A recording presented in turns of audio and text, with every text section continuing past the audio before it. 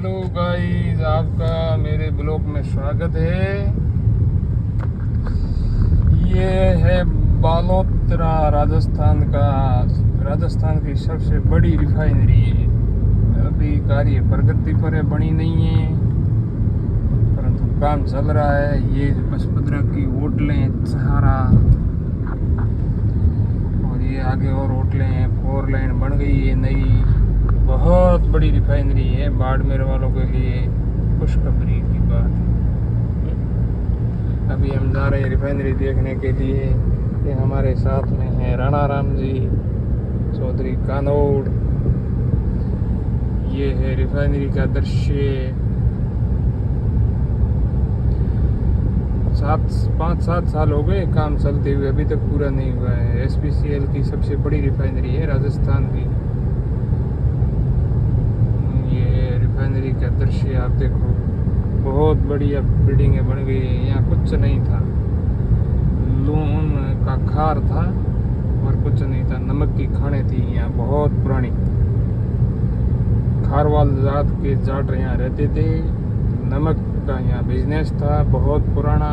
देश आज़ाद हुआ उससे पहले का था, परंतु सबको बंद करके सरकार ने यहाँ रिफाइनरी लगा दी।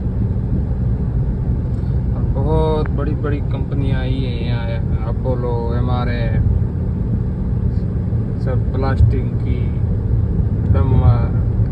ये देखो बहुत बढ़िया बढ़िया बन गए प्लांट। कोई सीमा नहीं है बच्चों की और गाड़ियों की। इतनी लेबर है अंदर, इतनी लेबर काम कर रही है, कोई लाखों की संख्या में होगी। ये कॉलोनी बन रही है नई।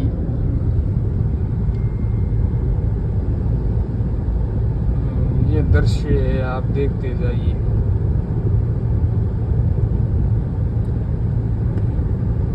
मेरे भाइयों और बहनों, आप ये देखते जाओ, क्या दृश्य है रिफाइनरी का, क्या बात है। कितना सरकार ने पैसा इन्वेस्ट किया है। ऐसे होगी ये 5 किलोमीटर और ऐसे होगी 10-15 किलोमीटर लंबी है। ऐसे भी 5-7 किलोमीटर है और ऐसा लंबाई भी इसकी 17-18 किलोमीटर है। बहुत बड़ी रिफाइनरी है। अभी तक इसको 1 साल और लगेगा पूरा होने में, क्योंकि बहुत बड़ी है। राजस्थान की तो सबसे टॉप है ही। भारत में भी ये पहले दूसरे नंबर पर होगी तो दूसरे तीसरे नंबर पर भी है। ये रिफाइनरी का पहला गेट आया गया। ये पुल बन रहा है नया। पहले यहाँ 2 लाइन थी, अभी 4 लाइन बन गई है जोधपुर से बाड़मेर। और ये रिफाइनरी का 1 नंबर गेट, 3 नंबर और 4 नंबर यहाँ है,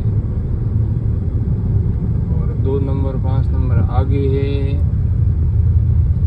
ये सब यहाँ इसके अंदर ठेकेदार जा रहे हैं और लेबर जा रहे हैं। बहुत बड़ा है। क्यों राणा राम जी? बिल्कुल, सबसे बड़ी रिफाइनरी है राजस्थान की सबसे बड़ी रिफाइनरी है। इसके लिए यहाँ ये 4 लाइन बनी है। ये बसपद्रा से लगा के रिफाइनरी से 5-7 किलोमीटर आगे बागुड़ी तक 4 लाइन बनी है, क्योंकि भीड़ भाड़ नहीं हो रिफाइनरी में जाने आने के लिए। बाकी जोधपुर से बाड़मेर 2 लाइन है। ये आप समझ लो 15 किलोमीटर 4 लाइन बनाई है। ये पहले सब ऐसी थी जमीन, ये बंजर ही बंजर था, जंगल था, जंगल। नमक की बड़ी बड़ी खदानें थी। अब यहाँ नमक की खदानें बंद हो गई है। जो टाइम चेंज हो गया तो सब चेंज हो गया। और ये रिफाइनरी का लास्ट कोना है बाड़मेर साइड का। उधर जोधपुर साइड का तो बहुत लंबा है और ये आगे बहुत लंबी है, सबसे लंबी है रिफाइनरी। क्या है, बड़ी खतरनाक है। इसके प्लांट भी बहुत है बाहर, बहुत प्लांट बनाए हुए। ये इधर एक प्लांट बनाया हुआ है और कोरोना काल में यहाँ मंत्री थे कांग्रेस के हरीश जी, उन्होंने यहाँ कोरोना में हॉस्पिटल बनाया था। हॉस्पिटल का नाम क्या था? ये सामरा में हॉस्पिटल बनाया था। तो आज 2-4 दिन के अंदर कंटेनर खड़े करके फिर वहाँ MLA कोटे से मंत्री जी ने अपने स्वीकृत कर दिया, तो बहुत बड़ा बन गया। और फिर सामरा पंचायत बन गई नई पुनर्गठन में, पिछले पुनर्गठन में। फिर हाई कोर्ट में रोक लग गई थी, अभी 5-7 दिन पहले हाई कोर्ट ने रोक हटाई है। पता नहीं ऐसा कुछ उनका मैटर सदरा था न्यूज़ में। ये हरीश जी ने रिफाइनरी से 3 किलोमीटर आगे बाड़मेर रोड पर बनाया था हॉस्पिटल। उस समय तो कंटेनर रखे थे, परंतु फिर उन्होंने स्वीकृत करके बिल्डिंग अभी चल रहा है काम 2-3 साल से। बहुत बड़ा हॉस्पिटल है ये। पंचायत भी है, नई पंचायत बनाई थी सामरा नाम से। सामरा ये कोई बहुत पुराना नाम है, कोई नमक वालों का सामरा यहाँ करते थे पूर्व यहाँ रहने वाले, तो उस नाम से ये नई पंचायत बनी है। पचपदरा से अलग हुई है सामरा, ये है पंचायत। बहुत बड़ी पंचायत बन रही है, हॉस्पिटल बड़ा बन रहा है। हरीश जी की टाइम में हरीश जी ने दिया था। स्वागत है ग्राम पंचायत सामरा। ये अभी नई बस्तियां बसी है सब। यहाँ पहले नमक की खदानें होती थी, उस समय रेल आती थी। अब तो यहाँ पटड़िया भी नहीं है, सब उड़ गई। बालोतरा तक ही यहाँ नहीं आती है रेल। परंतु आज से देश आज़ाद हुआ, उससे आप समझ लो पहले ही यहाँ की लाइन बसी थी बाड़मेर गढ़ड़ा तक जोधपुर से। उस समय की ये पुरानी टाइम की यहाँ नमक के लेने के लिए ट्रेनें आती थी। फिर नमक बंद हो गया। ये सब पुरानी है, ये अभी की नहीं है, सब पुरानी है। ये कॉलोनियाँ, ये SPCL की जो इस रिफाइनरी में अधिकारी रहेंगे और सब वर्करों के सब कॉलोनियाँ बनी हुई हैं। ये रिफाइनरी से लमसम 3 किलोमीटर दूर बनवाई है। ये यहाँ से कॉलोनियों का रास्ता जाता है और ये कॉलोनियाँ बनी है, SPCL ने खुद बनवाई है। ज़मीनें गवर्नमेंट की थी।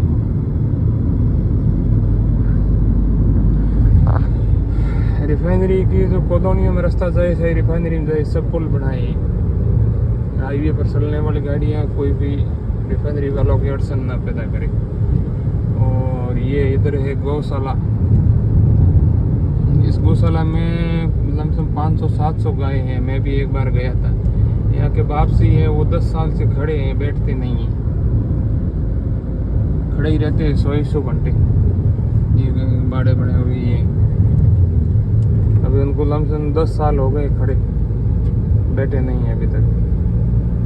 और 700-800 गाय हैं। मैं भी आज से 2-3 साल पहले गया था इस गौशाला में। रिफाइनरी का दूसरा गेट, ये रिफाइनरी का दूसरा गेट है, ये इधर है। ये वो रहा दूसरा गेट रिफाइनरी का उधर।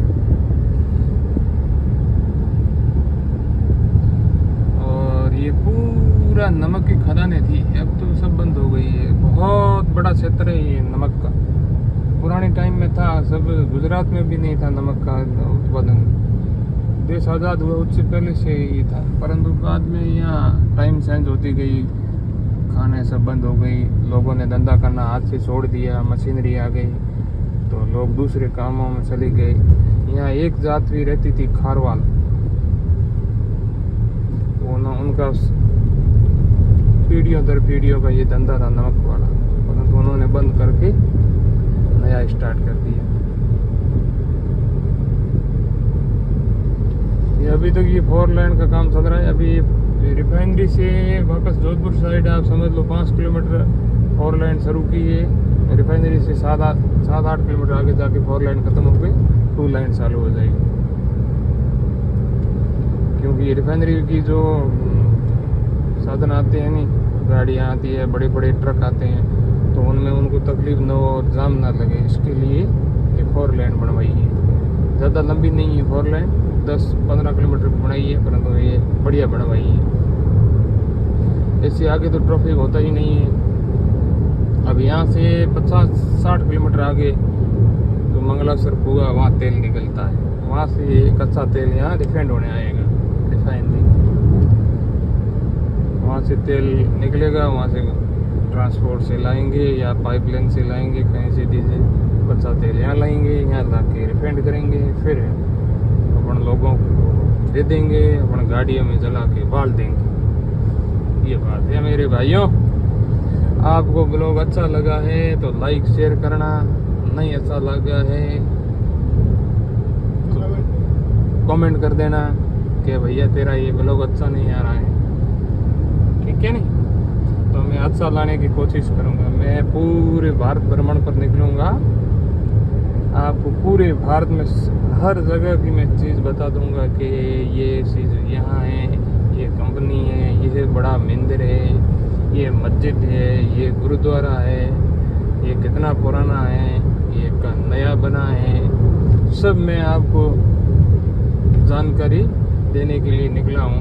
पूरी ऑल इंडिया जितने भी है, हर राज्य और हर राज्य के हर ज़िले में प्रसिद्ध क्या है और पुरानी चीज़ क्या है और नई क्या है, ठीक है ना मेरे भाइयों और बहनों। आपको बढ़िया लगे तो आप लाइक शेयर करना, पसंद ना आए तो मुझे कमेंट करके ज़रूर बताना कि ये हमारे को पसंद नहीं आया। ये भी गौशाला है, पुरानी तो ज़्यादा नहीं है परंतु 20-25 साल पुरानी गौशाला है। इसमें भी काफ़ी 1500-2000 गाय हैं, बैल भी है, गाय भी है। यहाँ के लोगों के संदेश से चलती हैं, 2 गौशाला है, 2-3 गौशाला है। उधर वापस बालोतरा सिटी में से रास्ता आता है, वो बाड़मेर जाता है, नहीं आगे जाके जुड़ जाएगा इसी हाईवे से 4 किलोमीटर पर बागोंडी गांव आएगा, उस बागोंडी गांव में जाके जुड़ेगा।